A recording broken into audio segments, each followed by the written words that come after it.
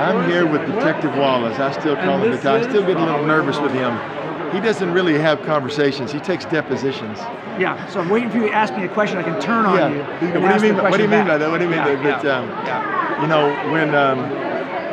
when I first met with the screenwriters about talking about a courtroom movie, a drama that presented evidence for Jesus and the Gospels, this man's face came up in my mind, and I told the screenwriters, "You got to meet Jim Wallace."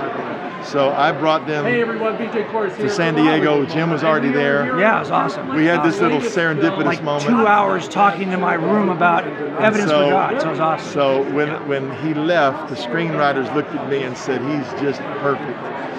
So, and then when we did the filming, they were calling him, by the time he went from perfect to a rock star. Oh, no, you're very kind. They didn't. Well, all of this, as you know, if you haven't been tracking along, we go to these premieres, right? And we're like, nobody knows who I am. And for some reason, they don't know who he is. Yeah. When in fact, he's the reason why we're all here. So I just want to say, in front of everybody, thank you. Okay. The most important thing for us, I want to just talk for a minute, Jim, because where we intersect is on the burden to equip people to defend their faith. When we started this project, 4 or 5 years ago, it was all about let's equip 1 million young people in America to defend their faith.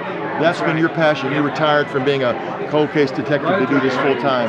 What do you think is going to happen as people see this movie? What will be the practical impact of this movie in your mind? Well, and you know that we do documentaries presenting the case and the evidence for Jesus, the evidence for Christianity, and to be honest, they're great, but this kind of movie reaches a much larger audience, as you know. And so this kind of movie introduces important facts to a much broader audience that may not ever go to a documentary, may not ever watch one late at night on Discovery Channel or on History Channel, but they will come to a movie like this, and they'll get a chance to get a taste of what is much. This is a gateway movie in many ways, right? It introduces people to much larger concepts that they can go in and research on their own. So I'm just hoping that this is a thing that turns the ship 2 degrees, and then in the end, people are more interested in the work that we got fast.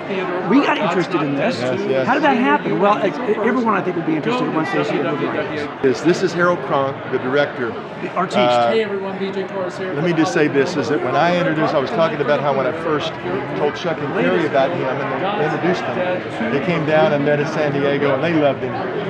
So when he shows up on the set in Little Rock to do this filming, now I've seen Harold enough. You know, he's got the weight of the world. He's trying to get all these characters and personalities and script and, you know, I'll cut, do it again. Well, when Jim gets on the thing, I could see this smile come over his face. It was like, thank you that somebody actually has got his lines together, and he just was. I was so nervous. I didn't want to fail him because I knew that everyone, you know, didn't want to do it 15 times, right? So.